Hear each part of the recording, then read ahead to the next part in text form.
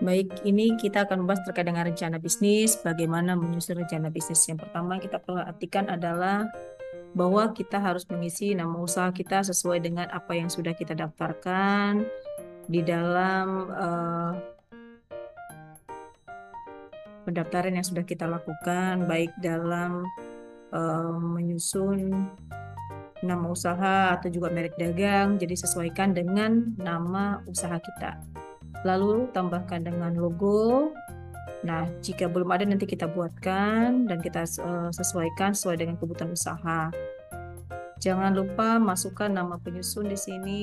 Siapa yang menyusun? Biasanya yang menyusun adalah yang punya usaha. Jabatan kita tentu nanti kita buat adalah direktur, baru alamat lengkap perusahaan, nomor telepon, fax, email, situs web, dan seterusnya. Kemudian, pertama sekali yang kita bahas adalah terkait dengan ringkasan eksekutif. Ringkasan eksekutifnya terdiri atas data perusahaan. Di sini ada nama perusahaan, bidang jasa, jenis produk, alamat, nomor telepon, email, bank, bentuk badan hukum jika ada, terus NIB, nomor induk berusaha. Nanti nama perusahaannya harus disesuaikan dengan NIB. Jika belum ada, nanti kita daftarkan karena NIB sekarang sudah langsung bisa didaftarkan secara online di laman OSS khusus untuk pengurusan NIB. Lalu NPWP, BRT, Halal ID, BP POM jika ada. Kemudian isi biodata pemilik atau pengurus, karena kan biasanya di sini data perusahaan itu melekat dengan satu pemilik. Misalkan pemiliknya adalah Ibu Nirma, maka tulis di sini Ibu Nirma. Jabatannya, tempat tanggal lahir, alamat tentu sesuai dengan KTP, nomor induk kependudukan, nomor HP, email, dan pendidikan terakhir. Jangan lupa di sini jelaskan dulu tentang deskripsi perusahaan, sejarah perusahaan, misalnya kita bergerak di bidang kuliner, kemudian sejak kapan, dijelaskan visinya apa, misinya apa, visinya misalkan menjadi pengusaha dimsum sehat di Kota Medan yang profesional dan sejahtera. Nah, itu adalah visinya. Misi, silakan kita susun dari hal tersebut, misalkan menjual secara online, kemudian menjual langsung, dan seterusnya. Bagaimana kita mencapai visi kita. Baru tujuan usaha, jangka pendeknya apa, jangka panjangnya apa. Struktur perusahaan kita buat dalam diagram. Siapa, misalkan ada direktur, ada sekretarisnya, terus ada anggota, kita susunkan.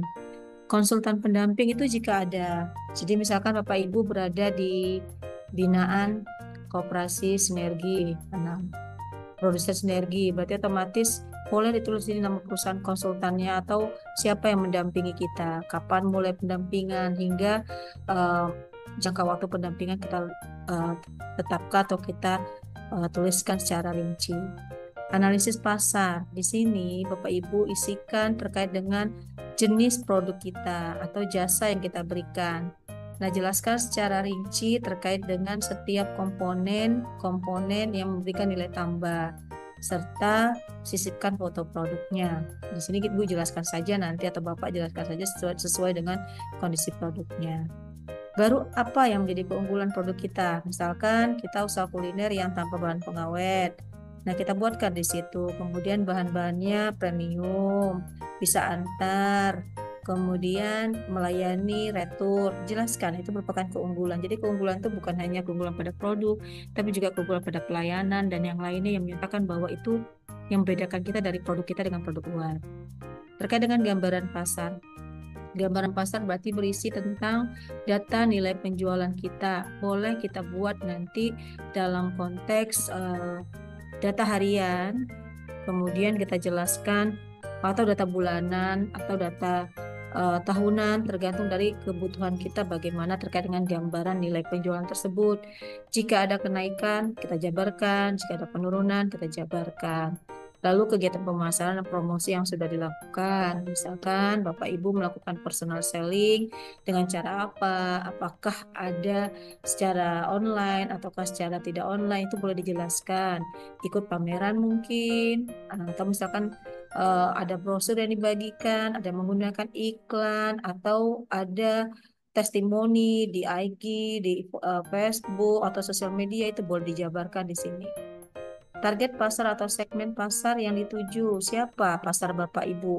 Misalkan targetnya adalah ibu-ibu karir punya bayi. Kemudian karena kita menjual makanan bayi. Sedangkan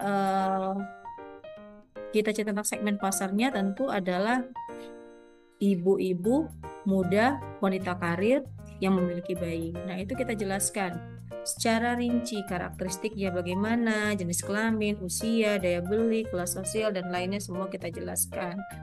Lalu tren perkembangan pasar. Kita lihatlah data kita selama tahunan. 1 tahun itu kira-kira trennya gimana? Trennya meningkatkah atau turun? Nah, proyeksi penjualan. Pastinya kita tahu nih kalau trennya peningkatan, kita akan memprediksi berapa penjualan kita ke depan. Karena ini bisa kita bahas dengan menggunakan diagram. Jadi data tersebut kita dapat sajikan dengan diagram atau bentuk grafik. Baru terkait dengan strategi pemasaran. Bagaimana dengan pengembangan produk? Adakah perlu turunan di sini? Ini kita harus jelaskan. Apakah pengembangan produk kita tidak ada? Nah, atau produk tersebut terus berkembang dengan varian-varian yang bertambah. Contoh, kita punya usaha, usahanya itu adalah dimsum, mungkin misalnya ada dimsum varian kepiting, dimsum varian rumput laut, dan seterusnya. Itu adalah pengembangan produk. Terus atau misalkan kita pengembangan produknya itu ada pengembangan produk turunan, contoh tape ada olahan tape dan seterusnya. Pengembangan wilayah pemasaran itu mungkin bisa juga dilakukan terkait dengan pengembangan wilayah sasaran kita itu di mana.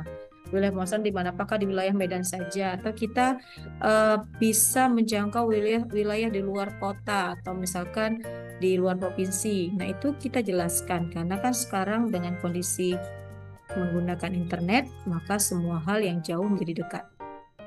Lalu kegiatan promosi, adakah kegiatan promosi yang kita lakukan? Baru strategi penetapan harga. Nah, strategi penetapan harga ini dilakukan bagaimana? Apakah harga tersebut diikuti dengan harga yang biasa saja berlaku atau ada kajian teoritis yang akan kita lakukan seperti saat ini yang akan dibahas.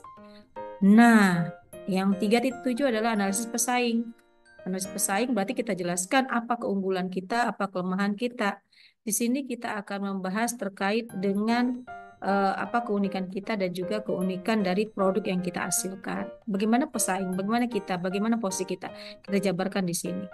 Saluran distribusi, biasanya kita wilayah pemasaran kita ini dari mana aja atau di mana saja. Kita harus bisa mengsegmentasi atau bisa memetakan terkait dengan sebenarnya capaian kita itu lokal atau regional atau nasional atau ekspor. Kalau lokal berapa persen? Kita itu pendatang baru atau tidak. Nah, jadi kita harus petakan di sini. Jalur distribusi yang kita pakai, apakah kita individu, industri, distributor, reseller, pemerintah, atau eksportir? Jelaskan saja karena sudah ada pilihan. Kalau 100% individu, tulis aja 100% individu. Kemudian alamatnya dituliskan di mana kita berada. Wilayahnya, jika lokal ada berapa, kemudian yang akan kita rencanakan nanti kan pastikan ada pengembangan tuh. Saat ini mungkin wilayah kita Tuntungan, nanti kita mengembangkan wilayah lebih naik lagi menjadi Johor, Medan Johor seperti itu. Nah, itu boleh kita terapkan. Itu berarti kan lokal. Nah, lokal 100% buat jika lokal 100%. Jika kita punya rencana, misalkan kita punya bisnis frozen kita bisa mencakup ke wilayah Aceh, berarti kan itu sudah di luar wilayah pemasaran, tapi masih dalam konteks regional. Namun ketika kita buka wilayah Jawa, antar pulau, itu sudah menjadi nasional. Ekspor itu berarti ke luar negeri. Nah, lalu kita lihat jalur distribusi, nah individu yang dikembangkan ini kan terkait dengan poin wilayah pemasaran dan jalur yang direncanakan. Kira-kira ada nggak kita nanti mau menggandeng industri atau bagaimana? Kemudian rencana lokasi showroom yang akan kita kembangkan. Analisis produksi. Analisis produksi ini cerita tentang proses produksi, bahan baku yang kita butuhkan, teknologi yang kita perlukan, mesin yang kita butuhkan. Contoh, ketika kita membuat tape, maka buat tape itu bahan baku adalah ubi dan ragi. Teknologinya pasti tradisional. Mesinnya kita nggak butuh mesin, paling kita butuh blender untuk membuat ragi itu tercampur. Nah, itu yang kita jabarkan di sini. Keunggulan proses yang dimiliki. Nah, proses kita bagaimana? Apakah manual atau bisa otomasi? Itu jelasin aja tentang keunggulan tersebut karena keunggulan itu akhirnya menjadi sebuah brand terkait dengan produk kita sendiri dan pada akhirnya akan terkait dengan kualitas produk yang dihasilkan. Bahan baku dan penggunaannya silakan jelaskan. Contoh, dalam satu kali produksi untuk pembuatan tape itu standarnya berapa? Misalnya 60 kg. 60 kg tape itu dihasilkan. Nah, ketika kita memasukkan 60 kg tape kebutuhan tetap per bulan, misalkan seperti itu. Kita butuh bahan baku ubi berapa? Ternyata dalam satu kali produksi kita butuh ubi itu 60 kilo. 60 kilo sama dengan 60 kilogram produk yang dihasilkan. Ragi yang kita butuhkan adalah 20 ragi. Maka di situ kita hitung sumbernya siapa. Jelaskan dari mana pemasoknya. Apakah kita lokal atau dari luar. Bahan penolong kita butuhkan. Contoh bahan penolong dalam pembuatan tape itu tentu kita butuh daun. Berapa banyak yang kita butuhkan. Itu juga dijelasin. Kapasitas produksi. Nah, kapasitas produksi ini terkait dengan fasilitas dan mesin produksi yang dimiliki. Ini sangat tergantung dari produknya Bapak Ibu. Contoh, Bapak Ibu punya produknya itu adalah produk olahan tape. Nah, produk olahan tape ini tentunya butuh sekali terkait dengan mesin untuk mencampur ragi. Nah, inilah yang menjadi dasar kita. Jadi ada tanah, bangunan, mesin, peralatan. Nah, kapasitas produksi kita rata per bulan berapa? Nah, standar produksi kita berapa? Satu kali produksi satu bulan itu adalah 60 kg. Maka silakan buat 60 kg. Itu dalam rencana per bulan. Baru rencana pengembangan produksi. Rencana pengembangan produksi itu berarti strategi dan tahap rencana pengembangan produksi. Silakan dijelaskan strateginya. Satu, misalkan kita akan membuat tape rasa apa kayak gitu kan, ada pengembangan produksi. Kita akan lakukan proses uji, kemudian proses produksi, lalu pemasaran, itu dijelaskan secara lengkap di sini tahap-tahapannya tanpa ada yang dikurangi. Nah, jika punya rencana penambahan fasilitas dan mesin produksi, silahkan ditambahkan di dalam tabel. Misalkan butuh apa, jika dia variannya berubah, ada nggak butuh alat baru? Kalau nggak ada, ya nggak usah diisi. Harga satuan dan total. Jika tidak ada, nggak usah diisi. Lalu target kapasitas produksi juga kita isi, ya. Ini akan menjadi sebuah pertimbangan. Maka jika terkait dengan masalah produksi sudah selesai, kita akan masuk ke sumber daya manusia. Poin 5 adalah membahas terkait dengan sumber daya manusia. Usaha kita itu butuh atau punya tingkat tenaga kerja itu tingkat pendidikannya mana aja. SDK, tidak lulus, dan sebagaimana sesuai dengan kondisi yang kita butuhkan. Contoh ya memang jika dia D3 ya buat D3. Berapa banyak silahkan ditulis di sini. Nah, jika sudah selesai masalah tersebut, maka yang kita butuhkan adalah cerita tentang departemen yang kita butuhkan di dalam usaha kita. Kita butuh manajemen. Jadi berapa orang yang kita butuhkan di bagian manajemen. Bagian produksi, yang memproduksi barang berapa orang, pemasaran berapa orang, administrasi berapa orang, keuangan berapa orang. Jadi bagian departemen ini adalah distribusi dari tenaga kerja yang berdasarkan tingkat pendidikan tadi yang kita butuhkan. Nah, maka letakkan di sini. Keunggulan dan kompetensi SDM yang kita miliki. Kadang kalau kita punya usaha, kita butuh kompetensi tertentu. Contoh, menjahit itu harus pandai jahit tentunya. Dan payet itu harus yang memang punya kompetensi payet, maka silahkan jelaskan di sini kemampuannya. Kalau sih contohnya misal keahlian komputer, kalau kita misalnya keahlian payet jika kita punya usaha di bidang konveksi seperti itu. Jadi sangat tergantung sekali terkait dengan usahanya.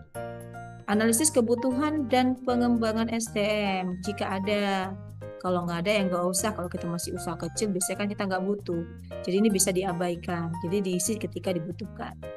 Rencana kebutuhan pengembangan SDM nanti jika kita butuhkan. Kalau nggak ada dikosongkan saja, silakan dikosongkan di sini. Rencana pengembangan usaha. Nah, tahap-tahap pengembangan usaha ini disesuaikan dengan bagian 3, 4, 5 yang di atas kita bahas ya. Bapak Ibu, jadi dari bahan baku, peralatan, SDM disesuaikan dengan itu. Nah, strategi pemasaran kita jelaskan terkait dengan uraian, strategi, jenis, kemudian kegiatan ya, kegiatan. Lalu selain kegiatan tentu kita bahas juga kegiatannya yang dilakukan ya. Kegiatan yang dilakukan seperti ini. Baru setiap tahap dia jadi harus rinci. Baru strategi organisasi dan SDM, kita jelaskan strategi kita, jenis kegiatan yang akan dilakukan dalam kegiatan usaha kita secara tahap demi tahap. Strategi produksi ini juga harus kita jelaskan sehingga pada akhirnya kita tahu nih apa yang harus kita lakukan dan apa yang harus kita persiapkan. Lalu uraikan strategi terkait dengan keuangan jika kita punya modal sendiri, apakah kita pinjam, ini semuanya ada di sini. Baru tahap-tahap pengembangan usaha.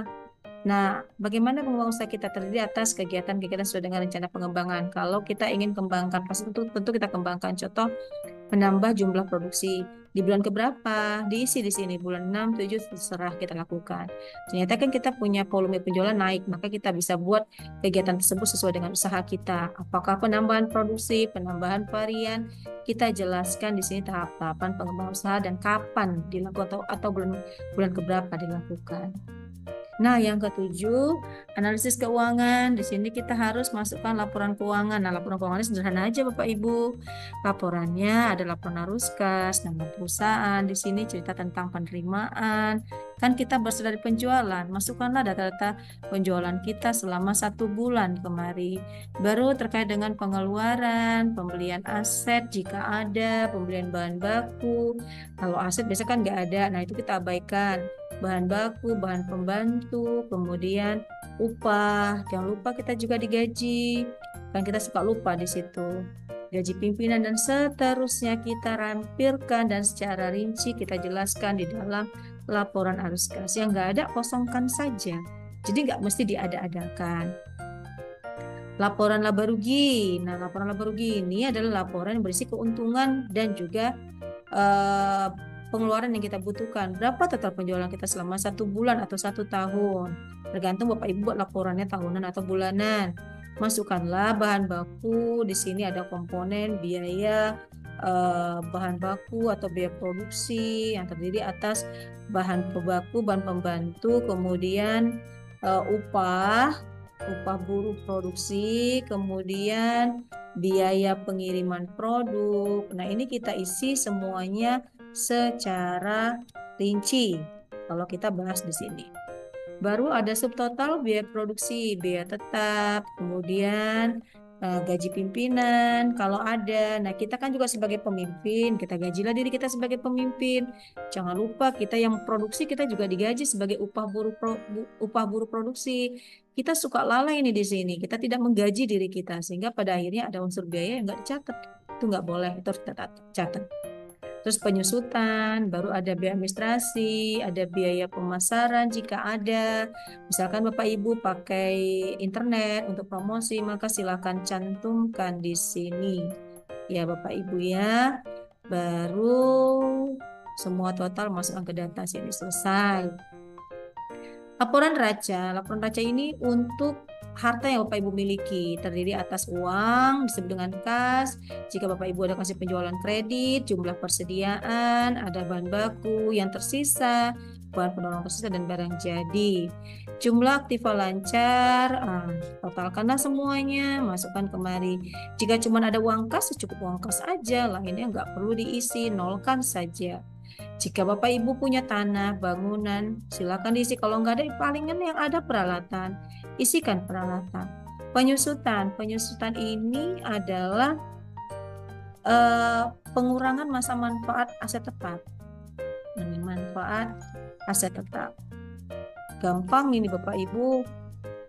Nilai aset bagi masa pakai. Nah, itulah yang kita masukkan di sini nilainya. Jadi misalkan peralatannya berapa, masukkan di situ. Jadi ini terkait dengan penyusutan itu sendiri. Kalau kita bahas terkait dengan apa sih penyusutan. Contoh Bapak Ibu punya blender. Blendernya itu harganya 2.400.000. Itu hanya bisa dipakai 2 tahun.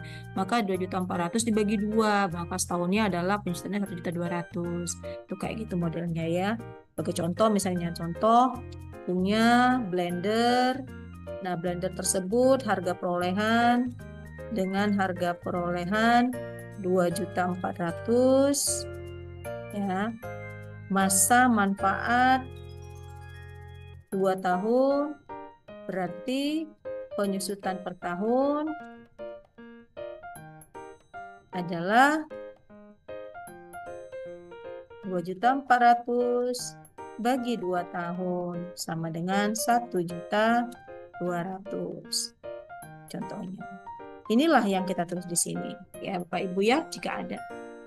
Terus hutang jangka pendek jika ada, kalau nggak ada abaikan. Pinjaman jangka panjang jika ada, kalau nggak ada abaikan. Modal berapa yang diserahkan kepada perusahaan untuk usaha. Pada perusahaan untuk operasional usaha. Untuk membangun usaha ini semua, baik uang ataupun peralatan yang Bapak Ibu berikan, atau juga hal lainnya. Misalkan ada mesin, tanah, itu adalah modal. Jadi modal bukan hanya uang. Nilainya tinggal ditotalkan. Maka jumlah aktiva harus sama dengan jumlah pasifa. Jadi seimbang dia. Ini jadi notis bagi kita semua. Oke. Berikutnya yang kita bahas adalah rencana kebutuhan investasi jika ada. Misalkan Bapak Ibu ternyata butuh mesin. Nah, tulis aja di sini kebutuhannya. Jadi nanti mungkin ada bantuan dari pemerintah. Nah, mereka sudah tahu nih apa kebutuhan Bapak Ibu ketika Bapak Ibu ajukan master business plan ini kepada mereka. Silakan Bapak Ibu data apa kebutuhan Bapak Ibu dan masukkan di sini. Nah, apakah nanti terpenuhi atau tidak itu nggak urusan kita. Nanti kita bisa pikirkan bagaimana cara memperolehnya. Apakah kita belikan atau kita bermohon kepada dinas untuk dilengkapi. Itu bisa kita rencanakan bagaimana perolehannya. Yang penting kita tulis dulu rencana kebutuhannya. Di sini kita akan sesuaikan dengan bagian pengembangan produksi. Karena kan Bapak Ibu misalkan ingin menambah jumlah produksi. Berarti kan kalau menambah jumlah produksi butuh mesin dan segala macamnya. Itu kita tambahkan. Jadi tentu kita harus melihat ke atas di rencana pengembangan produk dan di rencana lainnya. Baru rencana arus kas. Laporan arus kasnya ini rencana. Kalau kita buat pengembangan produksi, tentu akan bertambah menjadi rencana arus kasnya, ya. Nah, isi aja rencana penambahannya di tahun-tahun berikutnya. Oke, ini misalkan kalau kita dari tahun 2023, maka berapa tahun 2024, ya kan? Baru 2 Januari 2025 kalau kita mau bahas seperti itu, atau Februari 2025. Silahkan disesuaikan. Ini sama seperti di atas, hanya ini kalau kita nambah produk tentunya akan nambah pendapatan. Ini yang kita dapatkan isi. Kalau misalkan tidak ada pengembangan berarti tidak ada. Begitu juga dengan laporan arus kas. Ini karena kita berencana mengembangkan produk. Silakan dijabarkan. Jadi kalau misalkan sekarang TS-nya adalah 2023, maka kita rencanakan untuk 2024, 2025, kemudian 2026, baru masuk 2027 dan 2028. Biasanya kita buat itu 5 tahunan. Silakan dibuat. Cara ngisi sama seperti di atas, ya Bapak Ibu ya. Hanya ini ketika Bapak Ibu nambahkan produk. Nah, apa keterangannya? Nilai penerimaan tahun pertama adalah jumlah penerimaan per bulan untuk tahun pertama. Begitu pula jumlah pengeluaran. Artinya ini disesuaikan dengan kondisi realnya atau existing dari kita punya aktivitas. Jadi itu semua kita lihat. Kalau kita pada akhirnya meningkatkan produk dan butuh modal, berarti kita akan punya rencana kebutuhan pinjaman. Kita tuliskan aja ini, disesuaikan dengan penerimaan pinjaman yang mungkin Bapak Ibu dapatkan dan sesuaikan dengan tabel rencana arus kas untuk tahun pertama. Kayak gitu kalau kita bahas ya Bapak Ibu ya, disesuaikan. Ini juga total nilai juga kita sesuaikan. Kemudian kita masukkan dengan kebutuhan investasi. Yang di atas kan ada tadi poinnya, nah kita masukkan di atas. Baru terkait dengan total nilai kebutuhan modal kerja, total nilai kebutuhan, ya.